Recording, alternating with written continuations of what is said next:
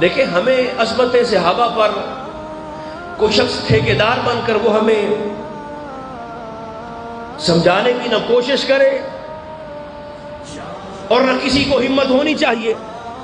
عظمت صحابہ کل بھی اہل و سنت کا خاصہ تھا، عظمت صحابہ آج بھی اہل و سنت کا خاصہ ہے، مگر اس کے باوجود ہم عظمت صحابہ کی آڑ میں کسی بھی شخص کو حضور کے خاندان پر جسارت کرنے کی اجازت بھی نہیں دے سکتے ہیں۔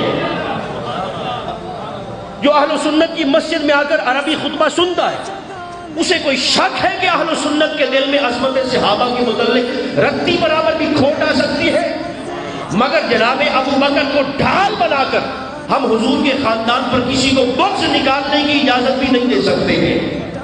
یہ بات یاد رکھیں، ہمارے ایک ہاتھ میں دامن ابو بکر ہے اور دوسرے ہاتھ میں اسی طرح مضبوطی سے پکڑا ہوا دامن علی مرتضیٰ بھی ہے۔ میرے اور آپ کے کریم آقا فرماتے ہیں جو شخص احرام کی حالت میں صحن کعبہ میں مقام اور حجر کے درمیان مر جائے، جو وہاں پر حاضر ہوئے ہیں ان کے ذہن میں نقشہ آ گیا ہوگا، مقام ابراہیم اور حجر اسود، احرام کی حالت میں صحن کعبہ میں حجر اور مقام کے درمیان مر جائے، یا سعی کرتے ہوئے صفا مروہ کے درمیان مر جائے، مگر مرے اس حال میں کہ اس کے دل میں میرے علی کا بغض ہو، قیامت کے دن جنت تو کجا جنت کی خوشبو کو بھی نہیں پا سکے گا۔ کن کریموں سے بھاگتے پھرتے ہو؟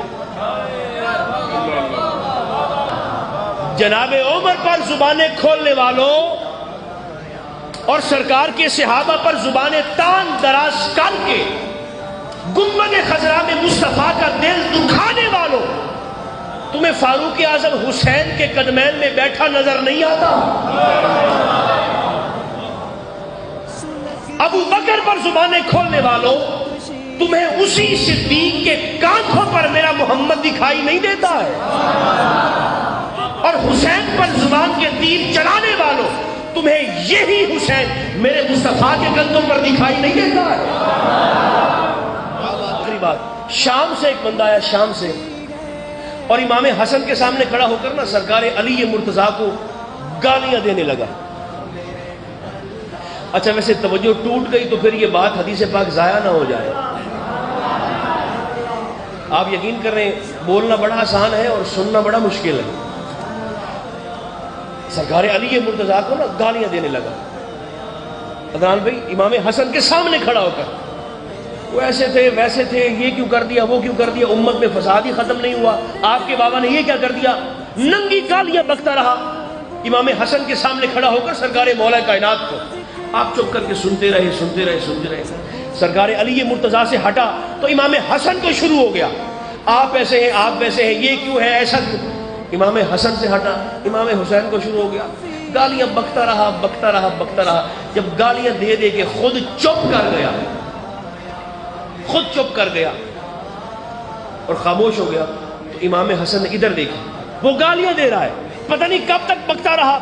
جب بول کے خود تھک کے چپ کر گیا تو امام حسن نے اسے مخاطب ہو کر فرمایا، روٹی کھاؤ گے؟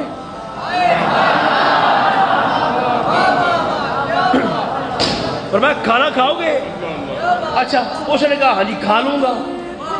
آپ اندر گئے تو گھر سے کھانا بھی لے آئے، پانی بھی لے آئے، دسترخوان بچھا کر ضیافت بھی کی، مہمان نوازی بھی کی، عزت افزائی بھی کی۔ اٹھ کر جانے لگا، فرمایا ٹھہر جاؤ۔ اس کو بٹھا لیا، اندر گئے، لکڑی کا بڑا پیالہ چاندی سے بھر کے لا کر اس کو دیا، فرمایا اب چلے جاؤ۔ چاندی لے کر وہ چلا گیا، لنگر بھی کھا کر وہ چلا گیا۔ وہ جو لوگ تھے محلے والے لوگوں نے کہا حضور آپ نے حد نہیں کر دی، اس نے آقا خباثت کی انتہا کر دی، اور حضور آپ نے یہ کیا کیا، کھانا بھی کھلا دیا ہے، ساتھ اس کو اتنی چاندی بھی دے دی ہے تحفے میں۔ کیا خوبصورت جملے ہیں آپ کے۔ امام حسن فرمانے لگے بھی دیکھو کچھ لوگ پیچھے سے پریشان آتے ہیں، فرمایا ہوگا کسی مشکل میں کسی پریشانی میں، سینے میں آگ لے کر آیا تھا، بڑاس نکل گئی، ٹھنڈ پڑ گئی، ٹھنڈا ہو کر یہاں سے گیا ہے، فرمایا میرا کیا جاتا ہے، جو اس نے کیا وہ اس کا طریقہ تھا، جو میں نے کیا یہ خون رسول کی تربیت کا اثر ہے۔ جس بندے کی شخصیت میں برداشت نہ ہو وہ محبت اہل بیت کا دعویٰ نہ کرے، وہ جھوٹا ہے۔